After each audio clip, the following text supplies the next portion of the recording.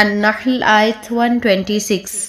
اعوذ باللہ من الشیطان الرجیم وَإِنْ عَاقَبْتُمْ فَعَاقِبُوا بِمِثْلِ مَا عُوقِبْتُمْ بِهِ وَلَئِنْ صَبَرْتُمْ لَهُوَ خَيْرٌ لِلصَّابِرِينَ. وَإِنْ اور اگر عاقبتم بدلہ لو تم فعاقبوا تو بدلہ لو بمثلی مانت ما اس کے جو عوقبتم تکلیف دیے گئے تم بھی ساتھ جس کے ولئن اور البتہ اگر صبر تم صبر کرو تم لہوا البتہ وہ خیر بہتر ہے للصابرین صبر کرنے والوں کے لیے. اور اگر بدلہ لو بھی تو بالکل اتنا ہی جتنا صدمہ تمہیں پہنچایا گیا ہو، اور اگر صبر کر لو تو بے شک صابروں کے لیے یہی بہتر ہے. اس میں اگرچہ بدلہ لینے کی اجازت ہے بشرط یہ کہ تجاوز نہ ہو، ورنہ جو خود ظالم ہو جائے گا. تاہم معاف کر دینے اور صبر اختیار کرنے کو زیادہ بہتر قرار دیا گیا ہے. وَإِنْ عَاقَبْتُمْ فَعَاقِبُوا بِمِثْلِ مَا عُوقِبْتُمْ بِهِ. وہ عطف سے معلوم ہوا کہ اس کا تعلق پچھلی آیت سے ہے کہ اگر کوئی تم پر زیادتی کرے تو بدلے میں اتنی ہی زیادتی تم بھی کرو. اس آیت سے دو مسئلے واضح طور پر ثابت ہوتے ہیں.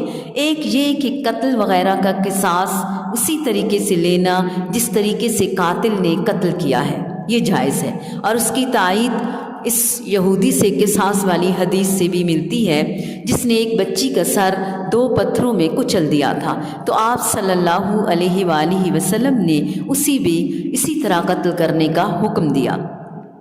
اسی طرح رسول اللہ صلی اللہ علیہ وآلہ وسلم کے حکم سے آپ کے چرواہوں کو قتل کرنے والے اور اونٹنیاں لے جانے والے مجرموں کو بھی قصاص میں اسی طرح آنکھوں میں گرم سلائیاں پھیری گئیں جیسا کہ انہوں نے کیا تھا. اللہ تعالیٰ کے فرمان کے مطابق ظالم کے ظلم کے برابر بدلہ جائز ہے لیکن زیادہ نہیں. فرمایا فَمَنِ اعْتَدَى عَلَيْكُمْ فَاعْتَدُوا عَلَيْهِ بِمِثْلِ مَا اعْتَدَى عَلَيْكُمْ. بس جو تم پر زیادتی کرے سو تم اس پر زیادتی کرو اس کی مثل جو اس نے زیادتی کی. نبی کریم صلی اللہ علیہ وآلہ وسلم نے جسم کے اعضاء کو کاٹنے سے بھی منع فرمایا، اور قصاص کے علاوہ صورتیں ابن ماجہ سے جیسے کہ کچھ کا خیال ہے یہ ضعیف روایت ہے، قصاص تلوار کے سوا جائز نہیں. دوسرا مسئلہ ہمیں اس میں یہ ملتا ہے کہ اگر کوئی شخص کسی کے مال میں خیانت کرے یا اس کا مال یا کوئی چیز لے کر واپس نہ دے، پھر مظلوم کو اس کا مال یا کوئی چیز ہاتھ آ جائے یا وہ اس کے پاس امانت رکھے تو اسے اپنے مال کے برابر اس میں سے رکھ لینا جائز ہے. اسی طرح امام بخاری نے کتاب المظالم میں بھی بیان کیا ہے کہ مظلوم کا قصاص لینا جب اسے اس پر ظلم کرنے والے کا مال مل جائے. اس آیت سے ابن سیرین نے یہ استدلال نقل فرمایا ہے اور مزید احادیث سے اسے مدلل کیا ہے. بعض لوگ ایک روایت کی بنا پر اسے منع کرتے ہیں کہ آپ صلی اللہ علیہ وآلہ وسلم نے فرمایا جو شخص تمہارے پاس امانت رکھے اس کی امانت ادا کرو، اور جو تمہاری خیانت کرے اس کی خیانت مت کرو. لیکن صحیح بات ماننے کی صورت میں بھی اپنا مال واپس لینے کو خیانت نہیں کہا جا سکتا، اور اس مسئلے پر مختلف علماء نے مختلف طریقے سے بحث کی ہے جو پڑھنے سے تعلق رکھتی ہے.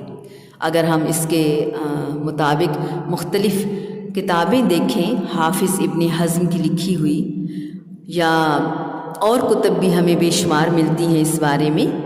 آگے دیکھتے ہیں وَلَئِن صَبَرْتُمْ لَهُوَ خَيْرٌ لِلصَّابِرِينَ، کیونکہ اللہ تعالیٰ ظالم سے انہیں ان کا بدلہ خود دے کر خود لے کر دے گا. سبحان اللہ.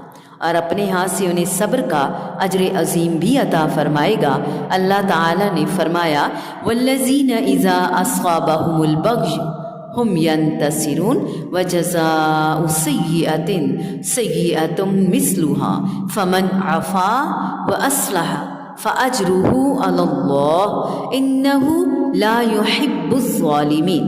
اور وہ لوگ کہ جب ان پر زیادتی واقع ہوتی ہے وہ بدلہ لیتے ہیں، اور کسی برائی کا بدلہ اس کی مثل ایک برائی ہے، پھر جو معاف کر دے اور اصلاح کر لے تو اس کا اجر اللہ تعالیٰ کے ذمے ہے. بے شک وہ ظالموں سے محبت نہیں کرتا.